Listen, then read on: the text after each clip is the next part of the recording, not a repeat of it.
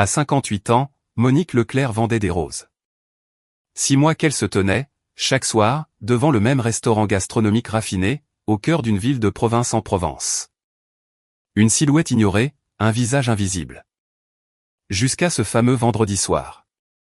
Le propriétaire, un milliardaire du nom de Jean-Pierre Dubois, sortit, marqua un temps d'arrêt et la dévisagea. Son regard glissa des roses dans le seau à Monique, puis un rire sonore et cruel fusa. « Si vous réussissez l'exploit de me vendre ces fleurs en japonais parfait, je vous offre 100 000 euros. » La clientèle huppée qui quittait l'établissement éclata d'un rire complice. Une farce de mauvais goût. Pourtant, Monique le fixa droit dans les yeux et lâcha 3 mots que nul n'aurait pu anticiper, « J'accepte le défi. » Le rire de Jean-Pierre Dubois mourut sur ses lèvres. Sa voix se fit tranchante, glaciale. « Tiens, encore vous ?» Monique sentit une vague de chaleur lui envahir le visage, la brûlure de l'humiliation. Le milliardaire lui faisait face, l'incarnation de la réussite, costume bleu nuit impeccable, chevelure poivre et sel savamment peignée. Ses yeux étaient 2 éclats de silex, durs et froids. Des passants ralentissaient, curieux. À l'intérieur, les clients se pressaient contre la grande baille vitrée, avides du spectacle qui se jouait. « Monsieur, je ne fais que mon travail. » Sa voix n'était qu'un souffle. « Votre travail ?» ricana Jean-Pierre. Il pivota vers son public improvisé. « Vous entendez ça ? Elle prétend travailler en restant plantée là, sur mon seuil, à importuner ma clientèle avec son air misérable. » Juste à ce moment, un groupe d'hommes d'affaires japonais, visiblement des associés importants, franchit la porte en riant. Le visage de Jean-Pierre s'éclaira. Rien ne lui plaisait plus qu'une audience. « Tenez, j'ai une idée. » clama-t-il, sa voix portant dans la rue. Son index se tendit vers les roses de Monique. « Je vous propose un pari. » Monique cligna des paupières, déconcertée. Son cœur, déjà emballé, martela sa poitrine. « Oui, un pari. » Jean-Pierre croisa les bras, un sourire suffisant étirant ses lèvres. Il jeta un regard à ses associés japonais, qui observaient maintenant la scène avec une attention soutenue. « Si vous me convainquez d'acheter vos roses en japonais, un japonais parfait, je vous donne 100 000 euros. » Un silence pesant s'installa. 100 000 euros. Le sol parut se dérober sous les pieds de Monique. Une somme pareille représentait plus de 10 années de sa vie de labeur. C'était le gouffre entre une existence de privation et la simple possibilité de vivre décemment. Mais Jean-Pierre n'attendait aucune réponse. Il savourait déjà sa défaite, son humiliation publique. Il s'attendait à ce qu'elle courbe l'échine et disparaisse. C'était impensable. Une marchande de fleurs maîtrisant le japonais ? L'idée seule était risible. Il jubilait. Ses associés arboraient des sourires gênés. Un japonais parfait, j'insiste, répéta-t-il avec emphase. Vocabulaire choisi, prononciation irréprochable. Il se tourna vers ses invités. Messieurs, vous serez juges. Voyons si cette brave femme peut aligner 3 mots. Les rires redoublèrent. Une cliente murmura à son ami, c'est d'une méchanceté. Le portier du restaurant regardait Monique avec compassion. Le chauffeur d'un des hommes d'affaires secouait la tête, mal à l'aise. Tout en Monique lui criait de fuir. De préserver le peu de fierté qui lui restait et de s'évanouir dans l'ombre. Mais le visage de sa petite fille, Chloé Leclerc, s'imposa à elle. 12 ans. Elles vivaient toutes les deux dans un appartement exigu d'un quartier populaire. Cette petite qui portait un uniforme reprisé, qui mangeait des coquillettes au dîner sans jamais une plainte. 100 000 euros, c'était la promesse d'un avenir pour elle. Monique redressa la tête. Les battements de son cœur résonnaient dans ses tempes. Elle planta son regard dans celui, glacial, de Jean-Pierre Dubois. J'accepte le défi. Les rires cessèrent net. Jean-Pierre parut décontenancé. Il avait tout envisagé, sauf cette réponse. Les hommes d'affaires japonais échangèrent des regards étonnés. L'un d'eux, plus âgé et portant des lunettes, semblait intrigué. Une femme vêtue de rouge souffla, incroyable, elle a accepté. Vous acceptez ? Répéta Jean-Pierre, son arrogance reprenant le dessus pour masquer sa surprise. Vous parlez japonais, peut-être ? Une marchande de roses ? J'accepte le défi, affirma Monique, sa voix gagnant en assurance. Dans une semaine. Je serai ici dans une semaine, à cette même heure, et je vendrai mes roses à monsieur en japonais parfait. La foule de curieux s'était épaissie. On sortait les téléphones pour immortaliser la scène. Jean-Pierre, voyant cela, sembla encore plus ravi de la situation. Dans une semaine. S'écria-t-il en applaudissant. Cette femme a une semaine pour apprendre le japonais. Ce sera l'événement de l'année. Il se tourna vers ses invités. Messieurs, réservez votre soirée. Le spectacle sera mémorable. Les hommes d'affaires rirent, à l'exception d'un seul. L'homme plus âgé aux lunettes rondes, qui continuait d'observer Monique avec une curiosité pénétrante, comme s'il percevait une vérité invisible aux autres. Moro-san, glissa-t-il en japonais à son voisin, n'est-ce pas curieux? Pourquoi accepterait-elle un tel pari si elle était totalement ignorante? L'autre haussa les épaules. Le désespoir, sans doute. Ces gens sont capables de tout pour l'argent. Monique entendit chaque syllabe, mais son expression ne trahit rien. Elle serra son seau contre elle et s'éloigna. Ses jambes flageolaient alors qu'elle marchait sur le trottoir, s'éloignant du restaurant. Dans son dos, les rires et les commentaires fusaient, écho d'une humiliation publique. Mais le pacte était scellé. Impossible de reculer. Jean-Pierre Dubois rentra dans son établissement, hilar, partageant sa bonne blague avec ses convives. Pour lui, l'incident était déjà classé, une simple diversion, une histoire à raconter. Il se fit apporter une bouteille de vin grand cru pour fêter ça. 20 minutes plus tard, il avait oublié jusqu'au visage de Monique. Il ignorait qu'il venait de poser un acte qui scellerait son propre destin. Monique parcourut 3 pâtés de maison avant de s'arrêter, à bout de force. Ses jambes refusèrent de la porter plus loin et elle s'affaissa sur le banc d'un arrêt de bus, son seau à ses pieds. Un tremblement incontrôlable s'empara de ses mains. Que avait-elle fait? Quelle démence l'avait prise? Une larme, puis 2, s'échappèrent de ses yeux. Elle les balaya d'un revers de main rageur. Pas question de pleurer. Pas maintenant. Elle disposait d'une semaine. 7 jours pour réaliser l'impossible. 7 jours pour réécrire le cours de sa vie et de celle de Chloé. Elle sortit son vieux mobile de sa poche. Il sonna 3 fois. Mamie? La voix fraîche de Chloé. Tu ne rentres pas tard?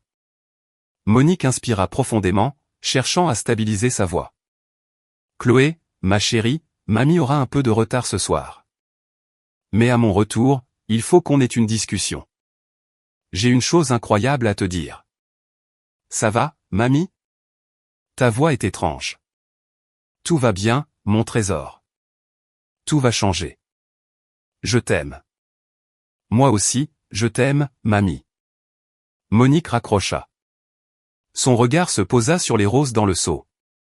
D'un rouge profond, parfaite, leur parfum délicat montant vers elle. Dans une semaine, elle serait de retour devant ce restaurant, face à Jean-Pierre Dubois et sa cour, et elle accomplirait l'inattendu. Elle se leva, les épaules droites, et reprit sa marche en direction du métro. Chaque pas était une épreuve, mais elle avançait. Car Monique portait un secret. Un secret enfoui depuis 15 ans, scellé au fond de son être, une plaie jamais refermée. Et dans une semaine, Jean-Pierre Dubois apprendrait à ses dépens qu'il n'aurait jamais dû sous-estimer la femme invisible qui vendait des roses à sa porte. Il était 23 heures quand Monique poussa la porte de son appartement. Un 2 pièces exigu dans un quartier populaire, aux murs lépreux et imprégné d'une odeur d'humidité, mais c'était leur refuge. Chloé n'était pas couchée. Assise à la petite table en formica du salon, elle terminait ses leçons. L'enfant leva la tête, un sourire éclairant son visage. Mamie. Je croyais que tu rentrerais plus tard. Monique referma la porte et s'adossa contre, le souffle court. Ses jambes la trahissaient. Le seau de rose lui échappa et heurta le carrelage. Chloé sursauta, inquiète. Mamie, qu'est-ce qui se passe? Chloé. Monique reprit son souffle. Viens t'asseoir avec moi. Elles s'installèrent sur le vieux canapé élimé. Monique prit les mains de sa petite fille. 12 ans, de grands yeux vifs, une masse de cheveux frisés domptés en un chignon. Une intelligence précoce brillait dans son regard. Il s'est passé quelque chose, ce soir, commença Monique, sa voix encore mal assurée. Le patron du restaurant, cet homme qui ne me voit jamais. Il m'a mise au défi. Au défi? De quoi? Il a dit que si je lui vendais mes roses en japonais parfait, il me donnerait 100 000 euros. Les yeux de Chloé s'arrondirent. 100 000 euros?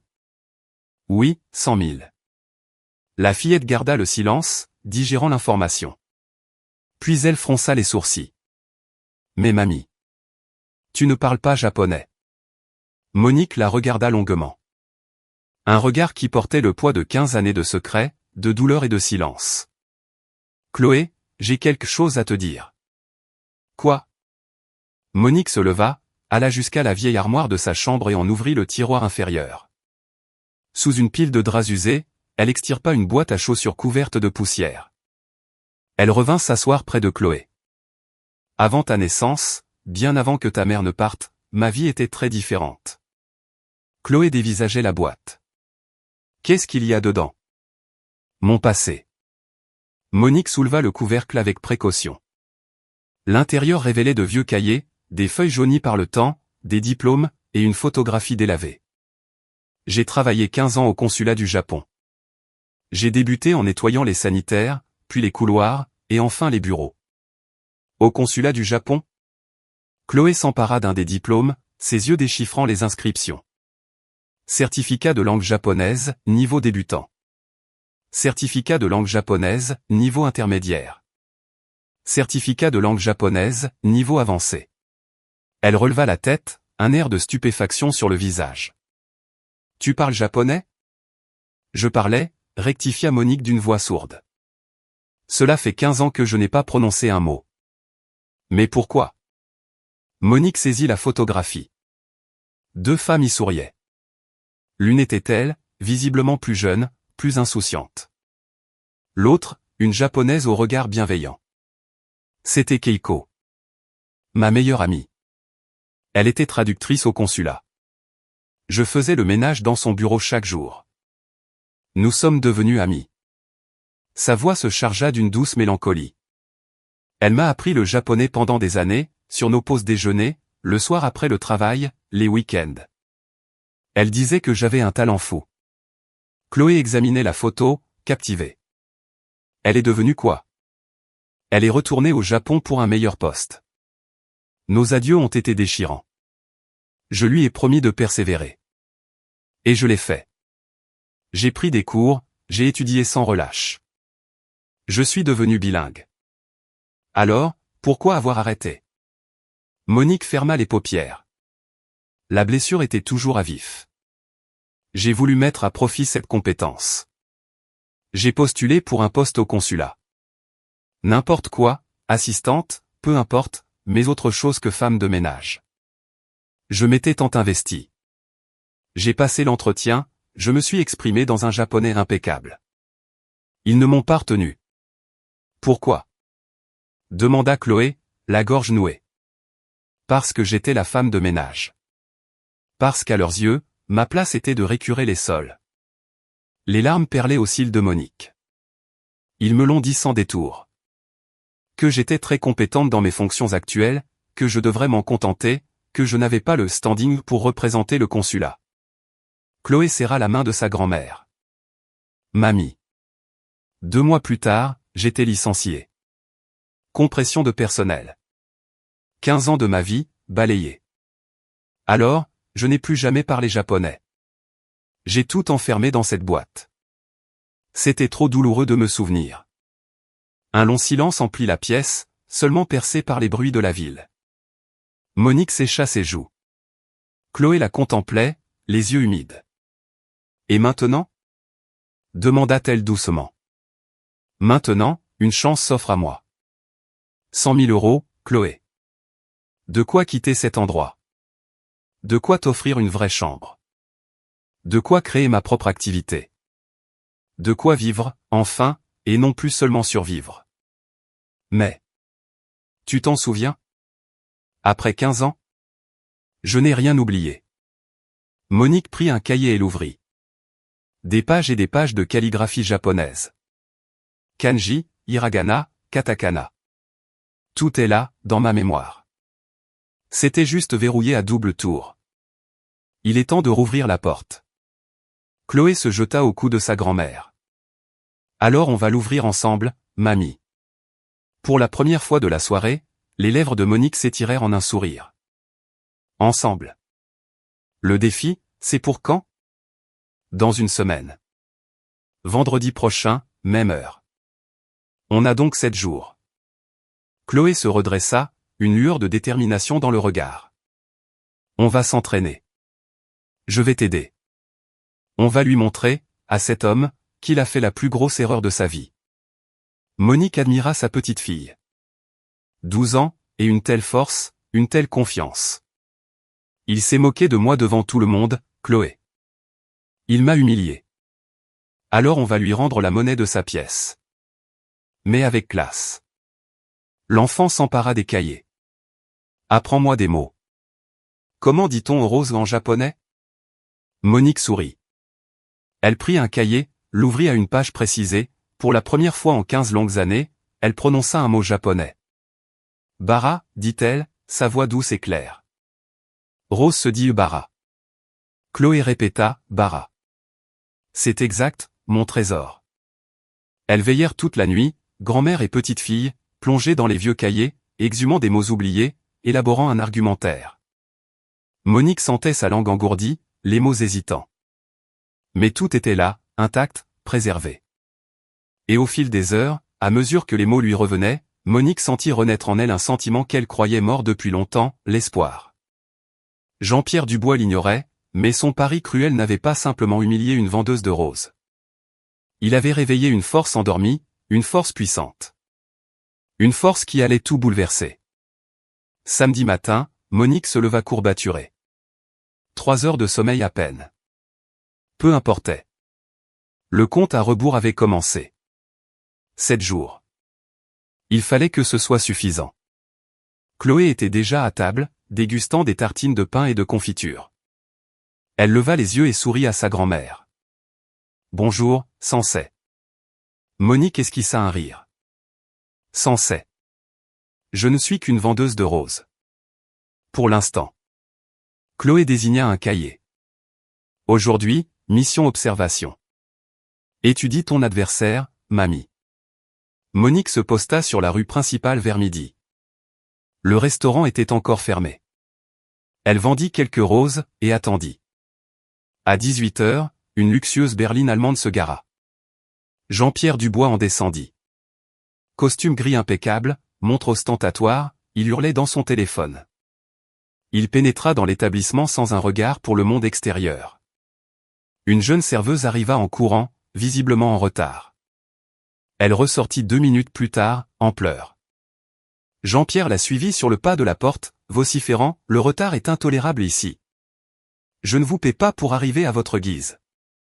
Monsieur, je suis désolé, le tramway est tombé en panne. » Le tramway? Partez plus tôt. C'est votre dernier avertissement.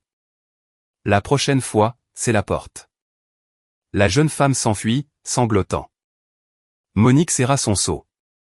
Cet homme était un tyran. La semaine s'écoula sur ce même modèle. Monique vendait ses fleurs. Jean-Pierre arrivait à 18 heures, arrogant. Il ne lui jeta plus un seul regard. Le pari était déjà loin. Mais Monique, elle, n'oubliait pas. Chaque soir, elle s'exerçait. Les mots affluaient, le japonais redevenait une seconde nature. Des souvenirs de ses conversations avec Keiko lui revenaient. Mercredi, une femme élégante, dans la quarantaine, s'approcha et lui acheta 3 roses. Merci, dit Monique. La femme la fixa. C'est vous, n'est-ce pas? La femme du pari. Monique se raidit. Comment le savez-vous? Mon père était présent. Il m'a raconté l'anecdote, qu'il a trouvée très amusante. Elle regarda le restaurant. Je suis Sandrine Dubois. La fille de Jean-Pierre. Monique était sans voix. Je suis venue vous dire une chose, poursuivit Sandrine à voix basse. Mon père est un homme difficile, parfois cruel. Mais il n'a pas toujours été ainsi. Il a bâti cet empire en partant de rien. Il est arrivé du Japon sans le sou, il en a bavé. Cela l'a endurci. Pourquoi me confier cela? Parce que sa façon de vous traiter m'a fait honte. Sandrine la regarda droit dans les yeux. Si vous allez jusqu'au bout, si vous parlez réellement japonais, je veux que vous sachiez une chose. Laquelle? Mon père est originaire d'Osaka, pas de Tokyo comme il le prétend. Il renie ses origines plus modestes. Le dialecte d'Osaka est très particulier. Si vous l'utilisez. Un fin sourire se dessina sur ses lèvres. Vous le désarmerez. Un frisson parcourut Monique. Pourquoi m'aider? Parce qu'il faut bien que quelqu'un rappelle à mon père d'où il vient. Qu'il a, lui aussi, connu l'humiliation et l'invisibilité. Sandrine lui glissa un billet, bien plus que le prix des roses. Bonne chance. Et elle partit. Monique resta là, le billet en main, l'esprit en ébullition. Osaka. Le dialecte d'Osaka. Elle s'en souvenait. Keiko le lui avait enseigné. C'était une arme inattendue. Elle rentra précipitamment, raconta tout à Chloé. Elles se replongèrent dans les cahiers, à la recherche des leçons sur les dialectes. C'était bien là. Le Osaka Ben. Ses particularités, ses tournures. Monique relut, réapprit. On va modifier le discours, annonça-t-elle. Juste une touche de Osaka Ben au début. Assez pour qu'ils reconnaissent. Tu penses que tu peux le faire, mamie? Je le dois. Jeudi, veille du grand jour. Monique ne sortit pas. Elle resta chez elle, répétant sans cesse. Le discours était désormais une mélodie. Fluide, puissant, chargé d'émotion. Elle y avait inséré le dialecte, mais aussi de la poésie, des allusions à l'humilité, au respect. Le soir, Chloé lui demanda une dernière répétition. Monique se mit au centre du petit salon, un seau imaginaire à la main. Elle inspira, et les mots s'envolèrent. 3 minutes de japonais pur. Elle décrivit les roses, leurs symboles. Le rouge de la passion, le blanc de la pureté, le rose de la gratitude. Elle commença en dialecte d'Osaka, avant de passer à un japonais des plus soutenus. Elle conclut par un poème sur la fleur qui perce le bitume, sur la beauté insoupçonnée. À la fin, Chloé pleurait et souriait à la fois. Mamie. Demain, il va tellement regretter. Monique sourit, épuisée, anxieuse, mais prête. Demain, je vais lui prouver, à lui et au monde entier, qu'on ne doit jamais, jamais, sous-estimer une femme invisible. Vendredi. Le jour J. Monique avait peu dormi. À 7 heures, elle était debout. Elle se doucha, mit ses meilleurs habits, un jean impeccable, un chemisier blanc réservé aux occasions. Une touche de rouge à lèvres. Chloé lui fit un chignon soigné, lissant ses cheveux blancs avec tendresse. Tu es superbe, mamie. Je suis vieille. Tu es une reine. À 18 heures, Monique quitta l'appartement, emportant son seau de 17 roses rouges, parfaites. Dans le métro, son cœur battait une danse effrénée. Elle arriva à 19 heures devant le restaurant, qui battait son plein. Elle se posta sur le trottoir et attendit. À 19h30, la berline allemande se gara. Jean-Pierre en descendit, accompagné des 3 mêmes cadres japonais. Il riait. Il s'arrêta sur le seuil, et son regard la croisa. Il fronça les sourcils, un instant dérouté, puis la mémoire lui revint. Un sourire narquois se peignit sur son visage. Incroyable! S'exclama-t-il à l'attention de ses convives. Regardez qui est là. La vendeuse de roses est revenue. Les cadres semblaient curieux. Le plus âgé, celui aux lunettes, eut un léger sourire, comme s'il s'y attendait. Jean-Pierre s'avança vers Monique. Alors? Ce japonais parfait, on y est? Une semaine d'études intensives? Monique ne dit rien, le fixant avec une calme détermination. Il rit. Le chat a mangé sa langue, on dirait. Alors, Monique fit un pas en avant et déclara « Je suis prête ». Jean-Pierre se tourna vers les cadres. « Messieurs, le rideau va se lever. » Il applaudit pour attirer l'attention générale. Clients et employés se tournèrent vers eux. Les smartphones étaient de sortie. « Mesdames et messieurs !» cria-t-il. La semaine dernière, j'ai parié 100 000 € que cette dame ne pourrait pas me vendre ses roses en japonais parfait. Et la voici. Des rires, des murmures. La pauvre, entendit-on. Monique ne s'y a pas. Le cadre le plus âgé s'interposa. Dubois-San, dit-il en japonais, une promesse est une promesse. Écoutons-la. Jean-Pierre balaya l'air de la main. Évidemment. Je suis un homme d'honneur. Il se tourna vers Monique, goguenard. La scène est à vous. Montrez-nous vos talents acquis sur YouTube. Nouveau ricanement. Monique inspira profondément. Elle balaya du regard l'audience. Une trentaine de personnes, suspendues à ses lèvres, attendant sa chute. Elle ferma les yeux un instant. L'image de Chloé. Le souvenir de Keiko. 15 ans de silence forcé. Toutes les humiliations, toutes les portes fermées. Elle rouvrit les yeux et sa voix s'éleva. Bonsoir, dit-elle en français, avant de basculer. Son timbre changea, plus mélodieux, plus assuré. Les premiers mots japonais s'envolèrent, dans le dialecte d'Osaka. Un salut respectueux au cadre, avec cet accent si particulier. Le plus âgé écarquilla les yeux. Jean-Pierre fronça les sourcils. Monique enchaîna, dans un japonais formel cette fois. Elle prit une rose rouge et se lança dans une description poétique. Elle parla de sa symbolique dans la culture nippone, la passion, le respect. Sa prononciation était d'une pureté absolue. Le silence était total. Plus un rire. Les téléphones filmaient maintenant avec une attention religieuse. Tous la regardaient, stupéfaits. Jean-Pierre était blême, les yeux exorbités. Ce n'était pas possible. Monique prit une rose blanche. Elle parla de pureté, de renouveau, de la beauté qui naît de l'adversité.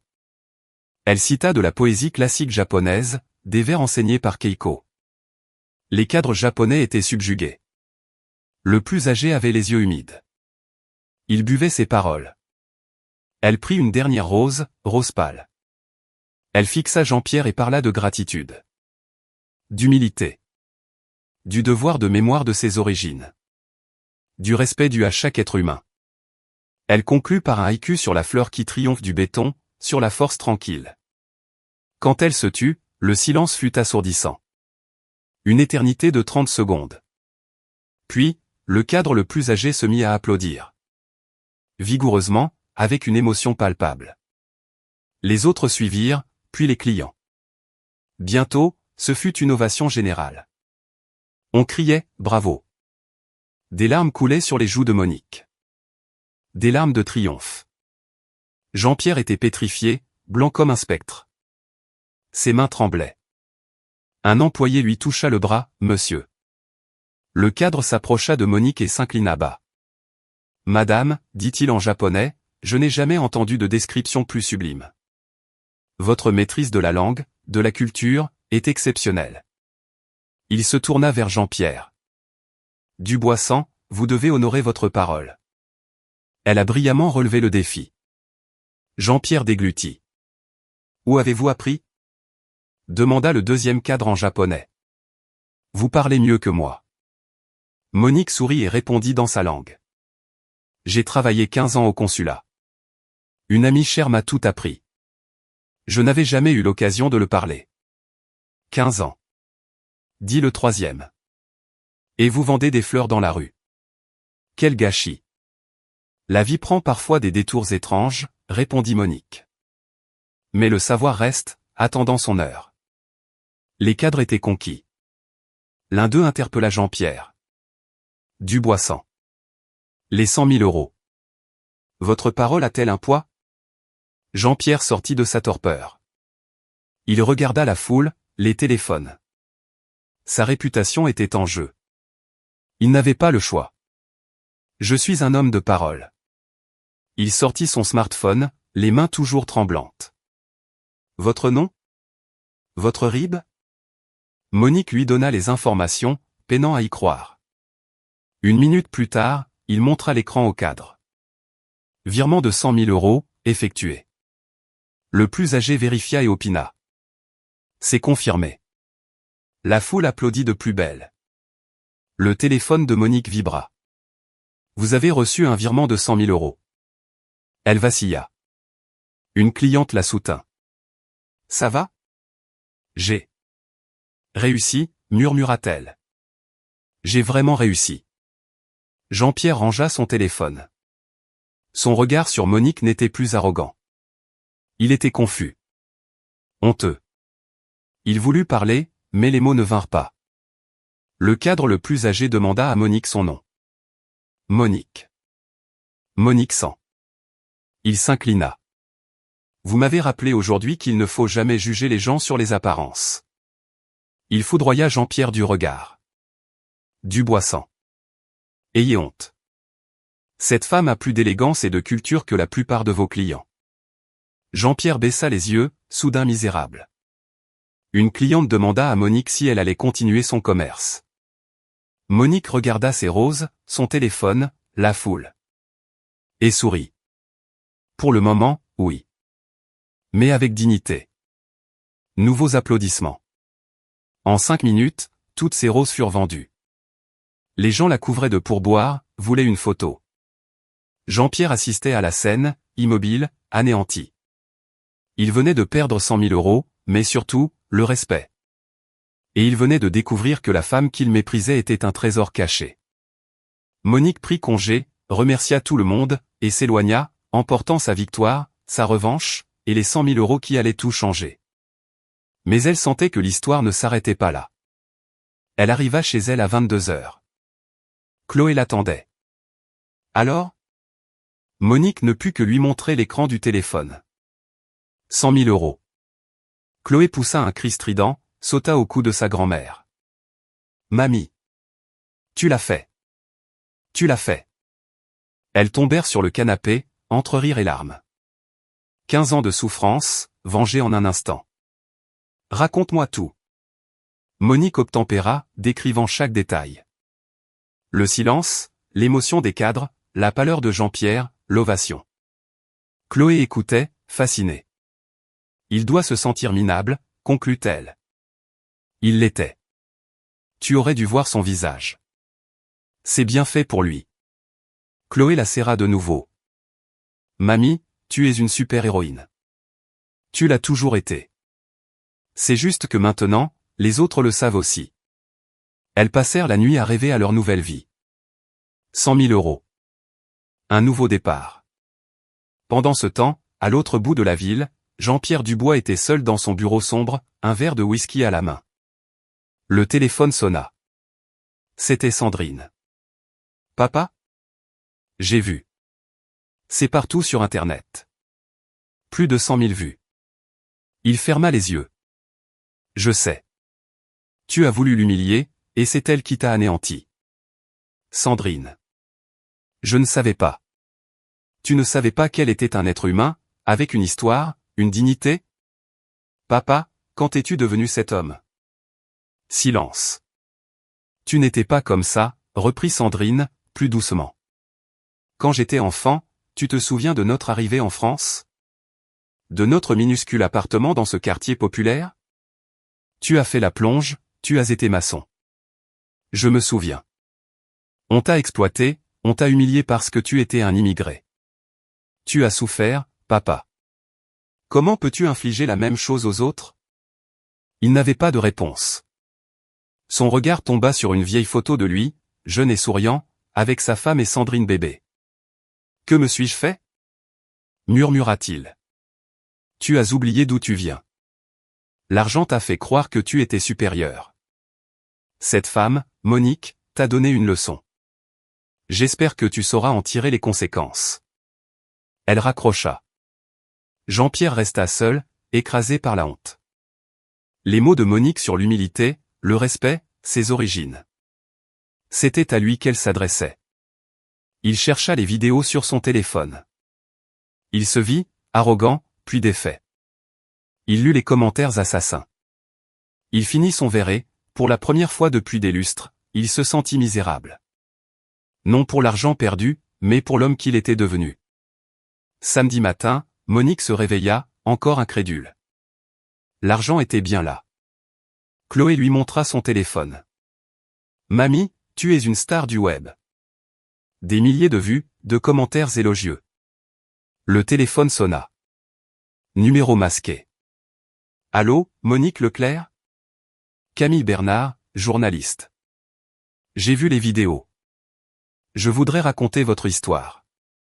Une interview? Votre histoire inspire des milliers de gens. Monique regarda Chloé, qui hochait la tête avec vigueur. D'accord. Lundi, Monique raconta son histoire à la journaliste émue. Il s'agit de dignité, dit Monique, de ne plus être invisible. L'article fit la une du journal local. Les radios, les télés s'emparèrent de l'histoire. Jeudi, l'interphone sonna. Allô? Monique Sans? C'est Moreau. L'un des cadres. Il monta et, dans le petit salon, lui fit une proposition. Je dirige une société d'import-export avec le Japon. Nous cherchons une consultante culturelle. Une personne qui maîtrise la langue et les codes, qui a de la sensibilité. Vous me proposez un travail? Un excellent salaire, des avantages. Mais, monsieur, j'ai 58 ans, je vends des fleurs. Vous avez 15 ans d'expérience, une maîtrise parfaite du japonais et une dignité qui ne s'achète pas. L'âge est un atout. Monique regarda Chloé, bouche bée. Je dois réfléchir. Moreau lui laissa sa carte. Mamie. S'écria Chloé dès la porte refermée. Tu dois dire oui. C'est la chance de ta vie. Monique sourit, émue. En une semaine, tout avait changé. 2 semaines plus tard, elle acceptait le poste. Le bureau était dans un quartier d'affaires chic. Ses nouveaux collègues l'applaudirent. Elle et Chloé emménagèrent dans un bel appartement d'un quartier résidentiel. Chloé avait enfin sa propre chambre. La vie était douce. Mais Monique évitait le quartier du restaurant. Un soir, l'interphone sonna. Monique Sans? C'est Sandrine. Elle monta, les yeux rougis. C'est mon père. Il ne va pas bien. Depuis cette soirée, il est méconnaissable. Il a fermé 3 jours, il a bu, il a pleuré. Il a rouvert, mais il est différent. Il est gentil, il s'est excusé auprès de tout le monde, il a augmenté les salaires. Il n'arrête pas de parler de vous. Il voudrait vous voir, s'excuser en personne. Monique hésita. Je ne sais pas. Je comprends. Mais il n'est pas mauvais. Il s'était juste égaré. Vous l'avez réveillé. Monique pensa à Keiko et à sa foi en la rédemption. Où? Au restaurant. Demain soir. Il le fermera pour vous. Il veut cuisiner pour vous. Un dîner japonais, en signe de respect. Chloé, qui avait tout entendu, dit, tu n'es pas obligée, mamie. Mais elle regarda Sandrine. D'accord, je viendrai. Le lendemain, nerveuse, elle se rendit au restaurant. Sandrine l'accueillit. Une seule table était dressée. Jean-Pierre était en cuisine, en tablier. Il s'approcha et s'inclina profondément. Monique Sans, dit-il en japonais. Merci d'être venu. Il n'était plus le même homme. Il lui servit une soupe miso. Au Japon, expliqua-t-il, cuisiner pour quelqu'un est la plus profonde des excuses. Il s'assit. Monique Sans, pardonnez-moi. Je vous ai humilié. Vous ne méritiez pas ça. En parlant japonais, en évoquant Osaka, ma ville, vous m'avez tendu un miroir. J'ai vu le monstre que j'étais devenu. Moi qui avais connu l'humiliation en arrivant en France. L'argent m'a corrompu. Vous m'avez sauvé. Il lui servit d'autres plats, sashimi, tempura, iyayako. J'ai changé. J'ai augmenté les salaires, je crée un fonds pour les vendeurs de rue. Des bourses d'études du japonais. En votre honneur. Monique était bouleversée. Jean-Pierre Sans, dit-elle en japonais, l'important n'est pas l'erreur, mais la leçon. Vous avez appris. Ils dînèrent, partageant leurs histoires. En partant, il lui dit, merci de m'avoir rappelé qui j'étais. 3 mois plus tard, en décembre, Monique se promenait après le travail. Moreau l'appela. Monique Sans, vous êtes promue. Coordinatrice des relations culturelles. Elle rayonnait. Elle passa devant le restaurant. L'enseigne avait changé, restaurant Osaka, la cuisine du cœur. Jean-Pierre sortit en la voyant. Monique sans. Entrez. Il lui montra les murs, ornés de photos d'Osaka et d'une de lui, jeune, à la plonge. Et un grand tableau, une femme tenant des roses, avec la légende « Ne sous-estimez jamais la personne invisible. Elle pourrait vous enseigner la plus grande leçon de votre vie. » Il l'invita à la soirée de réouverture. Elle accepta. Le soir de la fête, elle vint avec Chloé. Jean-Pierre prit la parole. Il y a 3 mois, j'étais un homme arrogant. Quelqu'un m'a ouvert les yeux. Il appela Monique. Elle raconta son histoire. La justice, ce n'est pas la vengeance, c'est le changement, conclut-elle sous les applaudissements. À la fin, il lui tendit une enveloppe, un chèque de 50 000 €. Un investissement. Sandrine m'a parlé de votre projet de fleuriste. Une fleuriste qui enseignerait le japonais et emploierait des vendeurs de rue. Je n'accepte pas la charité. C'est un partenariat. Votre cœur est mon argent. Elle réfléchit. C'était du respect. J'accepte. Mais la boutique s'appellera Fleuriste Keiko. Parfait. 3 mois plus tard, le Fleuriste Keiko ouvrait ses portes. Un lieu élégant et chaleureux, avec une petite salle pour les cours de japonais gratuits. Un samedi, une jeune femme timide entra. C'est pour les cours de japonais. Les larmes aux yeux, elle expliqua, je suis femme de ménage. Je n'ai jamais eu les moyens. Monique se revit, 15 ans en arrière. Comment vous appelez-vous? Léa Martin. Léa, bienvenue. Les cours commencent lundi. Je vais vous apprendre tout ce que je sais. Parce que vous n'êtes pas invisible. Personne ne l'est. Et tout le monde mérite sa chance de fleurir. Léa pleura. Monique la prit dans ses bras. Elle avait compris.